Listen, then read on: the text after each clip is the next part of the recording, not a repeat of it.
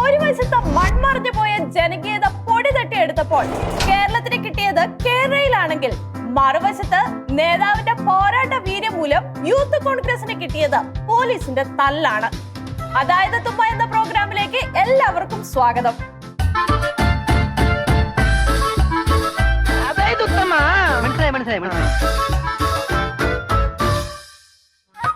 സർക്കാരിന്റെ ജനകീയത പഴയ പോലെ വർക്കൗട്ട് ആകുന്നുണ്ടോ എന്നൊരു സംശയം. പറഞ്ഞു വരുന്നത് കേരള പദ്ധതിയുടെ ഭാഗമായി ആവിർഭവിച്ച കുറ്റപറിക്കൽ യജ്ഞത്തിന്റെ കാര്യം തന്നെ.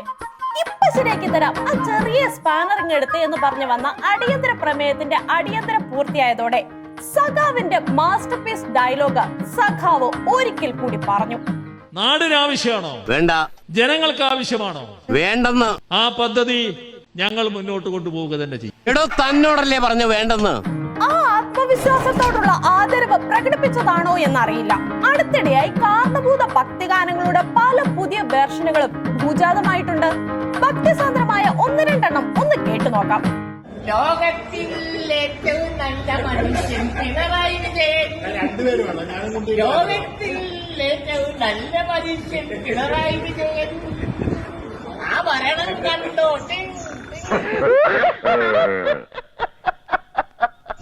ഈ ഭരണം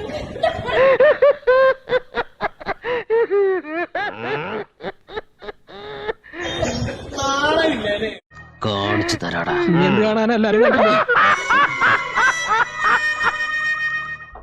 അയ്യോ അതല്ല, ദേ ഇത്. എടാ വിജയ, എന്താടാ ദാസ? നീ ഉണ്ടല്ലോടാ അമേരിക്ക പോയി നീ ചികിത്സിക്കാൻ പോന്നല്ലോടാ. നീ എന്തിനാടാ പോകുന്നത്? ഈ നാട്ടിലെ ആശുപത്രി ഇടടാ. ദൈവമേ, മൂർഖനെയാണല്ലോ ചവിട്ടിയത്. നിന്നെ മാത്രം അവിടെ ചികിത്സിച്ചാ പോരാ. പിണറായി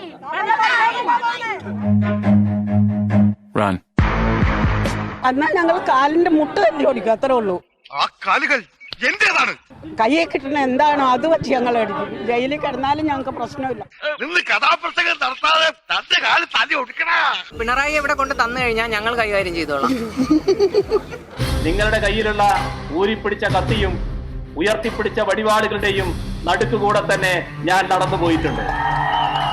അന്ന് നിങ്ങൾക്കൊന്നും ചെയ്യാൻ കഴിയാത്ത ഒരു കൂട്ടര് ഇപ്പോ എന്ത് ചെയ്തു കളയുന്നാണ്? അല്ല സഖാവേ, ജനങ്ങളുടെ ഈ വികാര നിർഭരമായ വാക്കുകളോടുള്ള നന്ദി അങ്ങ് ഇതുവരെ പ്രകടിപ്പിച്ചില്ലേ? ചില ഗോഗോ വിളികൾ നടത്തുന്നവരോട് ഞങ്ങൾക്കൊന്നേ പറയാനുള്ളൂ, ആ പിപ്പടി വിദ്യയൊന്നും ഇങ്ങോട്ട് വേണ്ട കേട്ടോ. അതൊന്നും ചെലവാകുന്ന കാര്യമല്ല. ചെറിയ ദുഃഖത്തോടെയാണെങ്കിലും തെറി വിളിച്ച ജനങ്ങളോട് വിശാല ഹൃദയനായ ആശാൻ ക്ഷമിച്ചിരിക്കുകയാണ്. സുഹൃത്തുക്കളെ, ക്ഷമിച്ചിരിക്കുകയാണ്. സഖാവിനോട് മാത്രമല്ല, സമാധാനത്തിന്റെ കുത്തുപാള എടുത്തു നിൽക്കുന്ന ജനങ്ങളുടെ സ്വപ്ന പദ്ധതിയാണ് കേരളയിൽ എന്ന ആശയധാരയുടെ ഉപജ്ഞാതാവ് ശ്രീ ജോബ് മൈക്കിളിനോടുമുള്ള പ്രത്യേക ആദരവും സ്നേഹവും ജനങ്ങൾ പ്രകടിപ്പിക്കുന്നുണ്ടായിരുന്നു. ഞങ്ങൾ കത്തിക്കും. ഞങ്ങൾ ജോൺ മൈക്കിളിനെ കത്തിക്കും. കേരള ജനതയുടെ ഈ നൂറ്റാണ്ടിലെ ഏറ്റവും അടിസ്ഥാനപരമായ ആവശ്യമായ സർക്കാരിന്റെ സ്വപ്ന പദ്ധതിയെ ജനങ്ങൾ ഒന്നടങ്കം എതിർക്കുമ്പോഴും സഖാവ് പറഞ്ഞ പോലെ സ്ത്രീ സുരക്ഷ ഉറപ്പുവരുത്തുന്നതിൽ കേരള ഗുണ്ടകൾ വീഴ്ച ഒട്ടും തന്നെ വരുത്തിയിട്ടില്ല.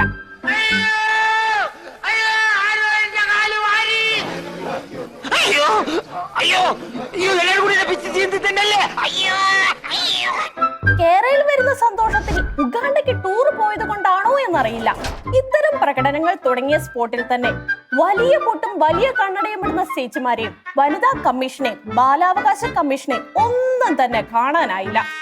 ഇതേസമയം കേരളയിൽ എതിർക്കുന്ന സാധാരണക്കാർക്കാണിയാൻ പുതിയ പൊന്നാടയുമായി എത്തിയ സജി സാറിന്റെ വാക്കുകൾ കേട്ട് എന്ത് പ്രകസനമാണ് സജി സാറേ എന്ന് ആരെങ്കിലും ചോദിച്ചാൽ തെറ്റ് പറയാനാകില്ല. ആളുകളെ വന്നിട്ട് തീവ്രവാദ സംഘടനകളുടെ സഹായത്തോട്, ഞാൻ പച്ചയ്ക്ക് പറയാണ്, തീവ്രവാദ സംഘടനകളുടെ സഹായത്തോട് ആളുകളെ ഇളക്കി വിടുകയാണ്. അതേസമയം ചെറിയാൻ സാറിന്റെ ചൊറിച്ചിനുള്ള മറുപടിയും സ്പോട്ടിൽ തന്നെ വന്നു. ഒരു തീവ്രവാദിയായിട്ട് പറയാണ് ഞങ്ങളല്ല, ഞങ്ങൾ വോട്ട് ചെയ്തിട്ടാണ് മന്ത്രിമാരാവുന്നത്. അപ്പൊ ഞങ്ങൾ തീവ്രവാദി, അവര് തീവ്രവാദി, ഞങ്ങൾ മനുഷ്യന്മാരാണ്. മനുഷ്യന്മാരായിട്ട് ചോറ് തിന്നണ മനുഷ്യന്മാരായിട്ട് ഞങ്ങൾക്ക് വോട്ട് ചെയ്ത് നിൽക്കുന്നത്, വേറെ ഒന്നല്ല. ഞങ്ങളെ തീവ്രവാദികൾ ഇതിന്റെ പേരിലാക്കുകയാണെങ്കിൽ ആ തീവ്രവാദിയാണ് ഞങ്ങൾ. കേരളത്തിനെതിരെയുള്ള പ്രതിഷേധം തീവ്രവാദമാണെങ്കിൽ ആ തീവ്രവാദം ഞങ്ങൾ ഏറ്റെടുക്കാൻ തയ്യാറാണ്. അല്ല ജയരാജേട്ട, സർക്കാരിന്റെ ഇത്തരം ആചാരങ്ങൾ ശരിക്കും ജനാധിപത്യ വിരുദ്ധമല്ലേ? കല്ല് പൊരിക്കാൻ പോയിട്ട് അവിടെ നിന്ന് അടി കിട്ടിയിട്ട് ഇവിടെ വന്ന് എന്നെ അടിക്കോ എന്ന് പറഞ്ഞ് തലപിടിക്കണ്ട കേട്ടാ. വീട്ടിൽ കയറി വന്ന് ഒന്ന് രണ്ട് മഞ്ഞക്കുറ്റി സ്ഥാപിച്ചു പോയെന്ന നിസ്സാര കുറ്റത്തിനൊക്കെ കുറ്റപിഴുതെറിയാൻ ശ്രമിച്ചാൽ പിന്നെ അടി കിട്ടില്ല എന്നതാണ് ജയരാജേട്ടന്റെ ന്യായമായ മറുപടി. പറയുന്നത് കേൾക്കുമ്പോൾ തന്നെ അറിയാമല്ലോ, കേരളിന്റെ ആദ്യത്തെ 10 കുറ്റിയും അടിച്ചത് ജയരാജേട്ടന്റെ വീട്ടിലാണ്. ഇത്തരം സ്ത്രീ സുരക്ഷാ സംരംഭങ്ങൾ കണ്ടാൽ പ്രതിപക്ഷത്തിന് അസൂയ ഉണ്ടാകാതിരിക്കുമോ? സതീഷേട്ടന്റെ നേതൃത്വത്തിൽ നിയമസഭയിൽ ഇതിനോടനുബന്ധിച്ച് ഗാനാലാപന പ്രകടനവും നടന്നു.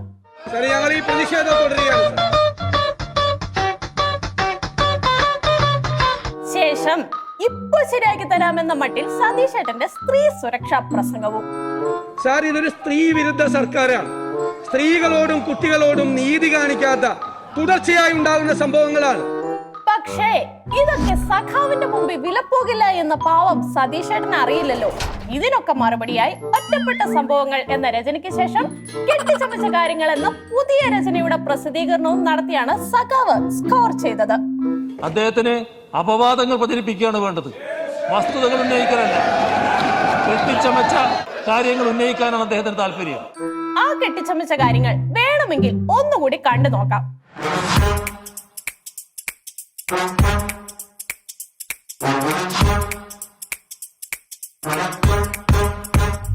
സഖാവിന്റെ ക്ലീശ ഉഡായിപ്പ മറുപടിക്ക് ശേഷം എന്തിനോ വേണ്ടി തിളക്കുന്ന സാമ്പാർ എന്ന നാടകം പൂർത്തിയാക്കി പ്രതിപക്ഷം നിയമസഭ വിട്ട് ഇറങ്ങുന്നതോടെ ജനകീയത വീണ്ടും തുടരുമെന്ന കാര്യവും ഉറപ്പായി. ഞങ്ങൾ ഈ നടപടിയിൽ, സർക്കാരിന്റെ ഈ നടപടിയിൽ, സ്ത്രീ വിരുദ്ധ നടപടിയിൽ അതിശക്തമായി പ്രതിഷേധിച്ചുകൊണ്ട് ഞങ്ങൾ ഈ സഭാ നടപടികൾ ബഹിഷ്കരിക്കുകയാണ്. അങ്ങനെ LDF വരും എല്ലാം ശരിയാകുമെന്നതിന്റെ ഭാഗമായി കൊണ്ടുവന്ന പദ്ധതി നിയമപാലകരുടെ ഇതുവരെ ഇല്ലാത്ത ജനസേവനത്തിന് വഴിവെച്ചു എന്നത് വലിയ നേട്ടമായി കണക്കാക്കാം. വീടുകളിലേക്ക് വേണ്ട കുറ്റികൾ കൃത്യമായി അടിച്ചു നൽകുന്നവർ ശരിക്കും പെട്ടത് കേരയിൽ കുറ്റിയുടെ സ്ഥാനം നടു റോഡിൽ അടിക്കേണ്ടി വന്ന അവസ്ഥയിലാണ്. അപ്പോഴുള്ള കുറ്റിയടിക്കൽ ടീമിന്റെ മ്ലാനത കണ്ടപ്പോൾ കുറ്റിയും അടിച്ച് ഓരോ ചായ കുടിച്ചിട്ട് പോയാ മതി എന്നായി നാട്ടുകാർ.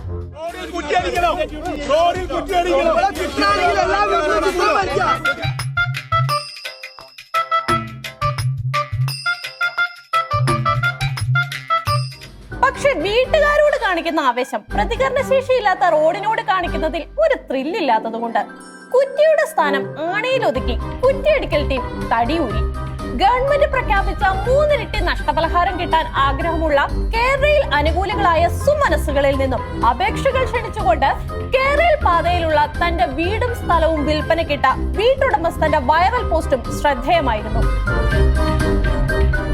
60 ലക്ഷം മുടക്കായ വീടാണ്, 50 ലക്ഷം എനിക്ക് തന്നാൽ മതി. കേരളനെ അനുകൂലിക്കുന്ന ആർക്ക് വേണേലും ഈ വീട് വന്ന് വാങ്ങിയിട്ട് നിങ്ങൾക്ക് 3 ഇരട്ടി ലാഭത്തിൽ ഈ വീട് വിൽക്കാവുന്നതാണ്.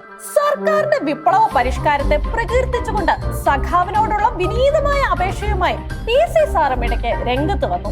വിനയ പുരസ്സരം പിണറായി ഒരു അപേക്ഷ സമർപ്പിക്കുക. അദ്ദേഹം താമസിക്കുന്ന കണ്ണൂർ ജില്ലയിലുള്ള സ്ഥലം എനിക്ക് കിട്ടിയ വലിയ ഉപകാരമാണ്. എനിക്ക് എൻ്റെ സ്വന്തം കാര്യത്തിനല്ല, രാഷ്ട്രപിതാവായ ഗാന്ധിജിയുടെ പ്രതിമ സ്ഥാപിക്കാൻ, അതോടൊപ്പം ജവഹർലാൽ നെഹ്റുവിൻ്റെ പ്രതിമ സ്ഥാപിക്കുന്നുണ്ട്, സർദാർ വല്ലഭായ് പട്ടേലിൻ്റെ പ്രതിമയും സ്ഥാപിക്കണം. ഈ 3 പ്രതിമ സ്ഥാപിക്കാൻ പിണറായി വിജയൻ താമസിച്ചുകൊണ്ടിരിക്കുക. ആ വീടും സ്ഥലവും എനിക്ക് വേണം. പിണറായി വിജയൻ പറഞ്ഞ മാനദണ്ഡപ്രകാരമുള്ള വില ഞാൻ കൊടുത്തേക്കാം. കേരളയിൽ വരുന്ന സന്തോഷത്തിലും PCയുടെ ഈ ട്രോളിന് സാധാരണക്കാരും കൈയടിച്ചു. ഇത്തരം പ്രതിഷേധങ്ങൾക്ക് നടുവിലും കേരളയിൽ നടക്കുമെന്ന കാര്യത്തിൽ മലയാളിക്ക് യാതൊരു സംശയവുമില്ല. കാരണം ഇരട്ടച്ചങ്കൻ സയ്യിദ് മട്ടും താൻ സൊൽവേ എന്നാണല്ലോ. എയർ കേരള വരുമെന്ന് പറഞ്ഞു, എയർ കേരള വന്നു. സർക്കാർ ആശുപത്രികൾ ലോകോത്തരമാക്കുമെന്ന് പറഞ്ഞു. ചികിത്സയ്ക്കായി ബയോ ക്ലിനിക്കിൽ പോകുന്നവർക്ക് പോലും കേരളത്തിലെ സർക്കാർ ആശുപത്രികൾ മതിയെന്നായി. KSRTC ലാഭത്തിലാക്കുമെന്ന് പറഞ്ഞു, പിറ്റേന്ന് തന്നെ ലാഭത്തിലായി. കോഴിക്കോടും തിരുവനന്തപുരത്തും ലൈറ്റ് മെട്രോ വരുമെന്ന് പറഞ്ഞു. വയനാട്ടിലും ഇടുക്കിയിലുമടക്കം 4 എണ്ണം വന്നു. അങ്ങനെ പറഞ്ഞതെല്ലാം നടത്തശീലമുള്ള LDF കേരളയിൽ വരുമെന്ന് പറഞ്ഞിട്ടുണ്ടെങ്കിൽ വരാതിരിക്കാൻ സാധ്യതയില്ലല്ലോ.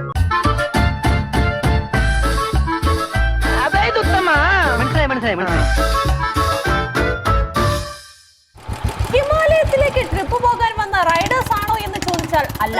കാണാൻ പോകുന്നത് പാലക്കാട് നഗരസഭയിലെ കോൺഗ്രസ് അനുഭാവികളുടെ മാസ് എൻട്രിയാണ്.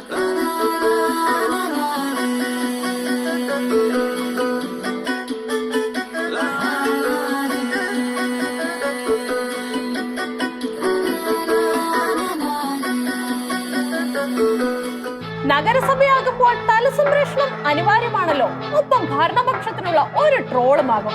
സ്ത്രീ ശാക്തീകരണത്തിന്റെ ഭാഗമായി പുരുഷന്മാരെ ഒരു സൈഡിലാക്കി വനിതാ കൗൺസിലർമാരുടെ പൊരിഞ്ഞടി സംഘടിപ്പിച്ചതോടെയാണ് സംഭവങ്ങളുടെ തുടക്കം. തർക്കത്തിന്റെ ഭാഗമായി BJP കൗൺസിലറുടെ ഒറ്റയടിയിൽ തന്നെ തോൽവി സമ്മതിച്ച UDF വനിതാംഗം താഴെ വീണു എന്നതാണ് പരാതി. ക്യാമറാമാനോന്റെ ബ്രില്യൻസ് ആണോ എന്നറിയില്ല. വീഡിയോയിൽ UDF വനിതാംഗത്തെ വീഴ്ത്തിയ BJP കൗൺസിലറുടെ ആ മ്യാരകാടി അത് കാണാനില്ല. എന്തായാലും പകരം ചോദിക്കാൻ ആളെയും കൂട്ടി വന്ന UDF അംഗം വീണ്ടും അടി വാങ്ങിക്കൂട്ടുന്നതും തിരിച്ചടിക്കുന്നതും ഒന്ന് കണ്ടു നോക്കാം.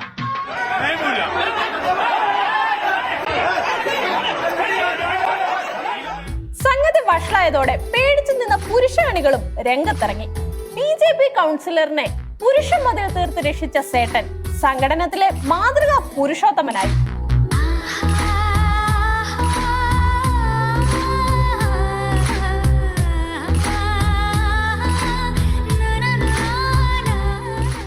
നിയമസഭയായാലും നഗരസഭയായാലും ഡെസ്ക് എന്നത് അവിഭാജ്യ ഘടകമായതുകൊണ്ട് പിന്നീടുള്ള പ്രകടനം മുഴുവൻ ഡെസ്കിനോടായിരുന്നു.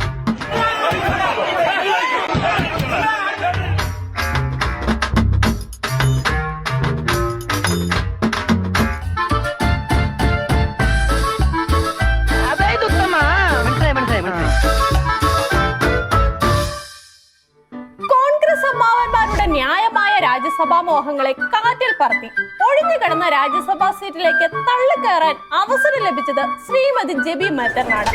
ഇതിനെ തുടർന്ന് മൈക്കുമായി മുന്നിൽ വന്ന എല്ലാ മാധ്യമങ്ങളോടും ഒരേ എസ്സേ തന്നെ കാണാതെ പറഞ്ഞ ജെബി മേത്തറിന്റെ വാക്കുകൾ അധികമാരും മറന്നു കളയാനും ഇടയില്ല. കോൺഗ്രസ് പാർട്ടി ഏറ്റവും കൂടുതൽ വിശ്വസിക്കുന്ന എല്ലാ മൂല്യങ്ങളും അടങ്ങിയിരിക്കുന്ന നമ്മുടെ ഭരണഘടനയെ സംരക്ഷിക്കുവാനുള്ള ഒരു പോരാളി, ഒരു യുവ പോരാളിയായാണ് കോൺഗ്രസ് പാർട്ടി എന്നെ നിയോഗിച്ചിരിക്കുന്നത്.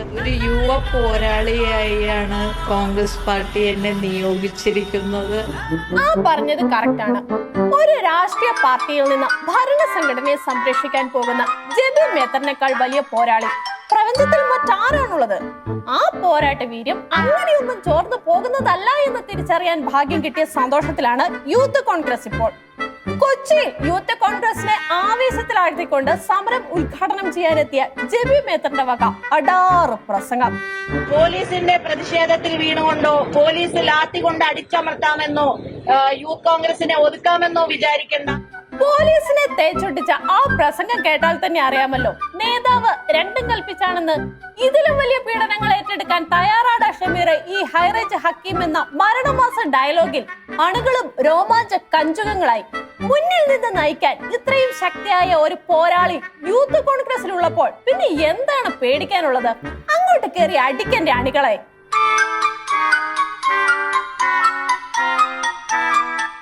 നേതാവിന്റെ പ്രസംഗത്തിന്റെ ഹാങ് ഓവറിൽ ധൈര്യത്തോടെ മുന്നോട്ട് നീങ്ങിയ അണികൾക്ക് മുന്നിൽ പോലീസും ലാത്തി വീശി. പിന്നീട് നടന്ന പൊരിഞ്ഞ പോരാട്ടത്തിന്റെ ഇടയിൽ അടികൊണ്ട് അവശയായ നേതാവിനെ അണികൾ തിരിഞ്ഞു നോക്കിയെങ്കിലും കണ്ടുകിട്ടിയില്ല. ഇതേ സമയം തൊട്ടടുത്ത കോടതി വളപ്പിനുള്ളിൽ ആകാംക്ഷയോടെ അടികണ്ടു നിൽക്കുന്ന ഒരു സ്ത്രീക്ക് ജെബി മേത്തറിന്റെ അതേ ചായ തോന്നിയത് തികച്ചും യാദൃശികം.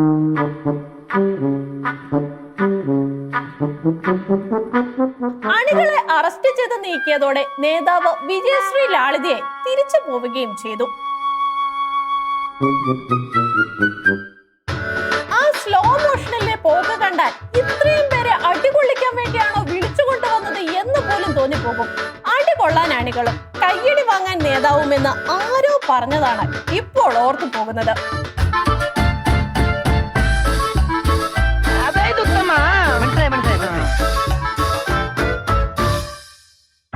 എല്ലാം നടപ്പിലാക്കുന്ന LDF സർക്കാർ നോക്കുകൂലി നിർത്തലാക്കുമെന്ന് പറഞ്ഞപ്പോൾ തന്നെ മലയാളി മനസ്സിൽ ഉറപ്പിച്ചതാണ് ഈ നോക്കുകൂലിക്ക് ഇനി ഒരു അവസാനം ഉണ്ടാകാനേ പോകുന്നില്ല എന്ന്. വ്യവസായ സൗഹൃദം എന്ന ആശയധാരയുടെ അർത്ഥം പതിയെ സാധാരണക്കാർക്ക് പിടികിട്ടി തുടങ്ങി. ആളുകൾ കഷ്ടപ്പെട്ട് പണം മുടക്കി കട തുടങ്ങുന്നു. യൂണിയൻകാർ വ്യവസായ സൗഹൃദത്തിന്റെ ഭാഗമായി അതിന്റെ മുൻപിൽ സമരം നടത്തുന്നു, കട പൂട്ടിക്കുന്നു. എത്ര മനോഹരമായ ആചാരങ്ങൾ! ഇത്തരത്തിൽ യൂണിയൻകാരുടെ അകമ്പടിയോടെ ഏറ്റവും കൂടുതൽ കടപൂട്ടിച്ചതിന്റെ ദേശീയ അവാർഡ് പിണറായി സർക്കാരിന് തന്നെ കിട്ടുമെന്നതിൽ യാതൊരു സംശയവുമില്ല. അതുകൊണ്ടാകാം സഖാവ് മുൻപേ പറഞ്ഞത് ഇന്ത്യയിൽ ഇത്രയും നല്ല വ്യവസായ അന്തരീക്ഷം കേരളത്തിലല്ലാതെ മറ്റെവിടെയാണുള്ളത്?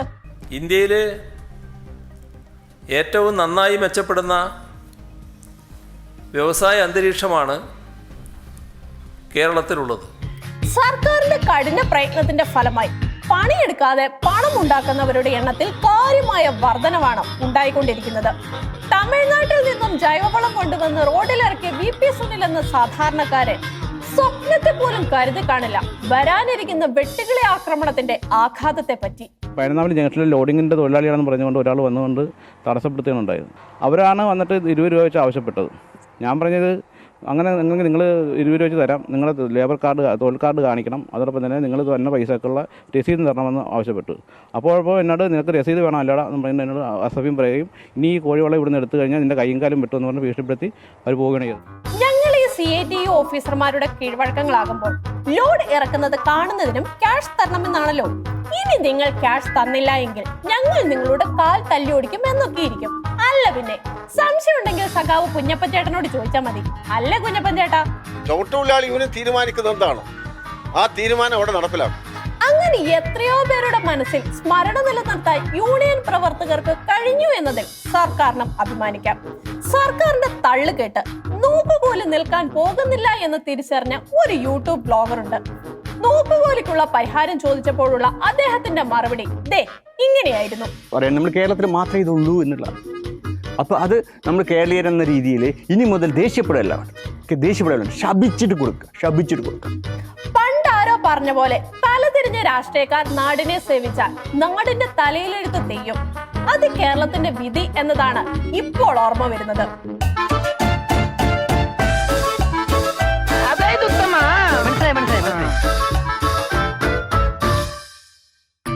ലോകസമാധാനം പൂത്തുലയ്ക്കുന്നതിന് വേണ്ടി 2 കോടി രൂപ മാറ്റിവെക്കുന്നുവെന്ന് ബാലഗോപാലേട്ടൻ പറഞ്ഞപ്പോൾ എന്തായിരുന്നു പുച്ഛം? അതിന്റെ ഭാഗമായി കുട്ടി സഖാക്കന്മാർ കേസുവിനോടൊപ്പം ചേർന്ന് സമാധാനത്തോടു കൂടിയുള്ള തമ്മിൽ തല്ലലുമായി ബാലേട്ടൻ പറഞ്ഞ ലോക സമാധാനത്തിനുള്ള തുടക്കം കുറിച്ചു. സമാധാനത്തോടെ 2 KS യുവാക്കളെ മർദ്ദിക്കുന്നത് കണ്ട് അവിടെ എത്തിയ KSU യൂണിറ്റ് പ്രസിഡന്റായ യുവതിയെ അതിലേറെ സമാധാനത്തോടെ വലിച്ചിഴിച്ചു കൊണ്ടുപോയി മർദ്ദിക്കുന്ന കാഴ്ച അത് നിങ്ങളൊന്ന് കണ്ടു നോക്കൂ.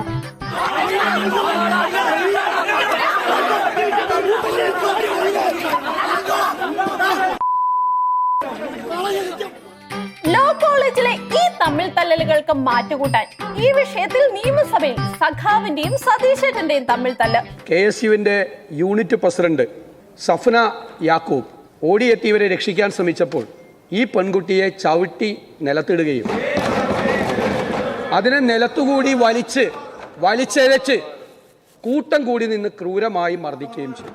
സാർ, ഇപ്പോൾ SFI പ്രവർത്തകരെയും ഗുണ്ടകളെയും കണ്ടാൽ തിരിച്ചറിയാൻ പറ്റാത്ത സ്ഥിതിയാണ് കേരളത്തിൽ.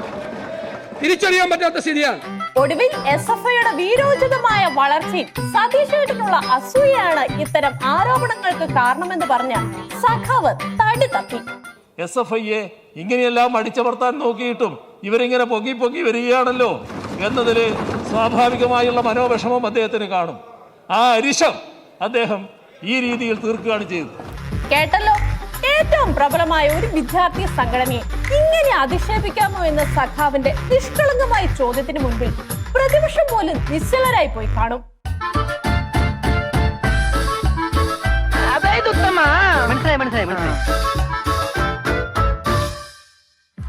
വാർത്തകൾക്കുള്ളിലെ ജനകീയതയുടെ പുതിയ വകഭേദങ്ങളുമായി അതായത് അടുത്ത ആഴ്ച ഇതേ ദിവസം ഇതേ സമയം.